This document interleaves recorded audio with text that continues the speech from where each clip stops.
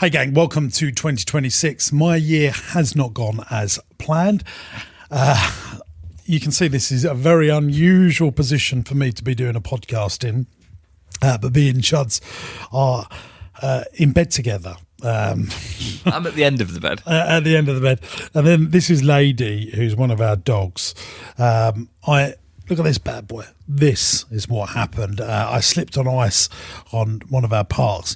I was travelling up to Devon a couple of weeks ago, and I thought, I'll pop into Lee Valley, which is one of our parks in North London, just do a site inspection, meet the team, say hi, be present, do all of that good stuff. And on the way out, I slipped on ice, and I actually saw my bone protruding through my leg, which, let me tell you now, I've known he's been around for like 40 years, but we'd never ever met before.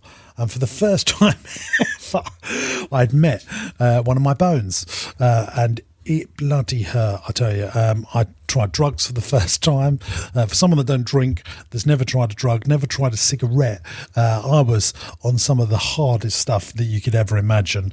It's been bloody awful. I couldn't do anything for a week, Chuts. I was out. I mean, you didn't see me, did you, for a week? I came and visited you in hospital very briefly before your surgery. Yeah. But you, How was I? What was I like? In and out of a daze. Yeah, you had your full energy for 35 seconds, and then you were just half asleep. Yeah. Do I feel much different now? Yeah, definitely. Yeah, you seem way more with it. Yeah. So bloody hard work. There we go. His brain's gone again. Yeah. I was just trying to remember. I just never broken anything, never done anything like that. What happened with your business then? Because the show must go on. So yeah, I think that's one of the big lessons. I think, so when it happened, I rang the ambulance. I thought, oh shit, we've got a problem here. And I remember thinking they just need to push it back into place and I can get to Devon. After you saw your bone protruding, yeah, you because thought I thought you could just pop it that's back just in. popped out. The F of the optimist. That's the problem, isn't it? I thought, I can solve this little problem. So I thought, I'll ring Nats and just tell her. I said, look, I've done this.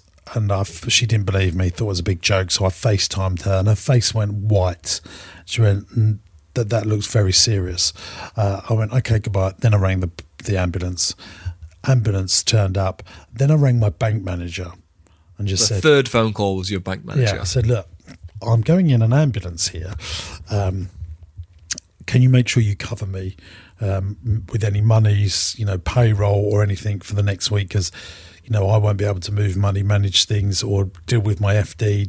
I just wanted to hear the words that whatever would be okay for a week, because it was quite clearly by then the ambulance man said, you ain't driving anywhere, you're only going to hospital. And I suppose the bloke dressed in green with all the official stuff on, and I tried gas and air. I mean, I was feeling very happy then. The funny story said that, so I was down and my leg was in a way that I'd never seen before. Chance, imagine if your arm, you can do that, but imagine that your arm was going the other way that it'd never been before. And he said, you're just going to stand up now, James. And I went, I'm not standing up. You're going to have to carry me. And he said, no, suck on this. Suck on this. So gives me the gas and air. And then within 10 seconds, what fantastic stuff. I went, I'm going to stand up in a minute. Makes you so he said, yeah, you are. He said, but I think you need to have another suck on that before you stand up. I went, we'll have another suck on that. So I took another suck on that and I stood up and I went, this is lovely. What stuff?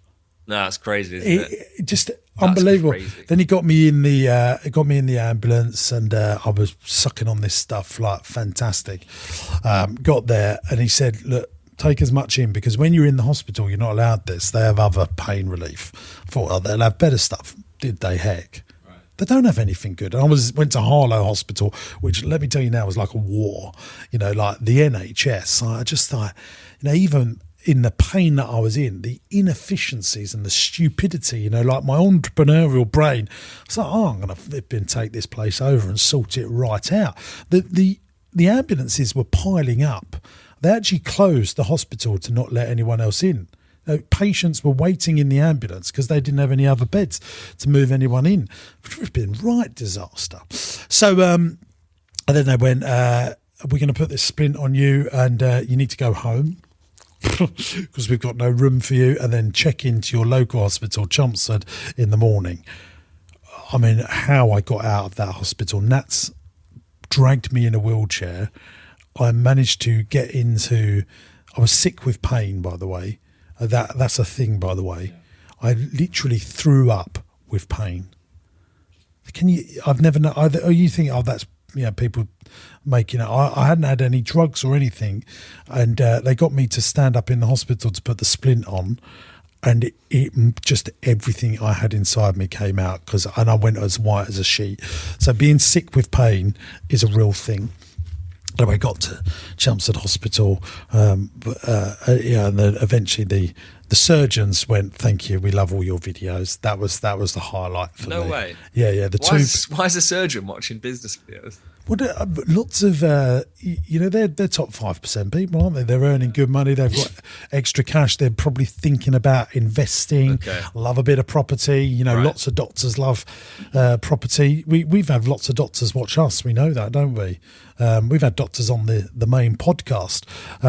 And he said something really sweet to me. He said, "James, I've been watching all your videos. I learned a lot from you.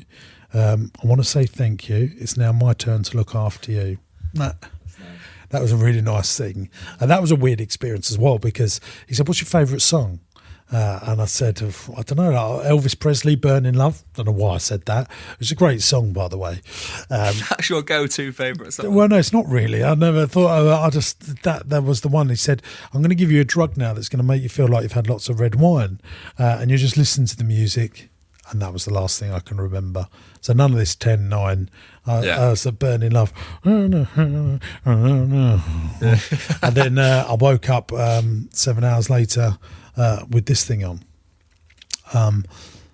But the big lessons for the week. For 4 or 5 days, for the first time ever, I couldn't care less about anything. Not because I couldn't care less, it's because these drugs didn't allow me to care less about anything. Like, you could have said to me, you've got 10 children we've discovered in Nigeria, and I'd never been to Nigeria, and I'd go, "Okay, well, how much do they need?" And I would have sent the money. It was just unbelievable. But what the biggest testament to the thing that we've built is the operations just carried on. Like, my team, amazing. Janky was amazing. I sent an email that was quite hard to send. I sent the team, Janky's in charge if anything should happen to me. And I got my bank to courier over my will, and I made sure that my will was done before. Not that I knew I wasn't going to die, but sometimes people don't wake up from these things. And when you've got responsibility like I have, my primary target was to make sure that everyone gets paid for the next 10 years if something happens to me. I don't want everything just to fall apart. Because I've got an ego. I want my legacy to continue even in death. It was a nice thing that, it depends which way you look at it, but I think it was 3 days later after you slipped on ice, or 4 days, and the marketing team or a bunch of people in the office didn't even know. They just carried on. Oh, wow. So there was like an interesting point of view where they were like, someone said, "Is James okay?" I'm not sure. Like, they weren't sure what had happened, but all the banners were getting made and the adverts were getting published. It wasn't like anyone stopped what they were doing, which was interesting, because you would have thought, hang on, let's just wait to hear from James. But people just carried on. Yeah. Which is a good thing, I think. That is a good thing. I think the big weird thing is, if I go away, I go on a speaking thing or on holiday, like, I'm connected still. Right. Like, I could be in China and I'm still connected. Yeah, you're still on WhatsApp. Yeah. I wasn't. Right. That's never happened. Yeah. Not in COVID. Like, you didn't hear from me, did you? Blackout for a few days. Really, really strange. But like I said, as soon as I sort of come back round, I got a really good email from a business owner on LinkedIn. I must say thank you to all the well wishers and cards and many things. But someone sent me a message, and I put that in my newsletter, and I thought that is so true. And from the experienced person. They said, James, I had a heart attack, and everyone says to you, take it easy. But the reality is your responsibilities don't take it easy. You know, you have to carry on. And I think that's why this gig of entrepreneurship isn't for everyone. You know, it's not for everyone to have 2,000 staff and the world gives you a few days. They don't give you a few months or a few years to get back on track. Anything else we need to say? Did you worry about me? No, because, I mean, I think one of the best things we could be thankful for is you slipped on ice, which is awful, but it's your leg and it's not your head. So if we can try and be positive in terms of you were out of it for a week and a half, which sucks, but there is a road to recovery ahead, which is it's all good news, isn't it? Really, at the end of the day, it's 90 days at worst. Yeah. I mean, you'll have some physio to do. There'll be a process that will not be fun, but at least it's one of your limbs and not your head. That's exactly it. What do you think about Lady being on the podcast? I think she's fantastic. Anything to say, Lady? How you doing?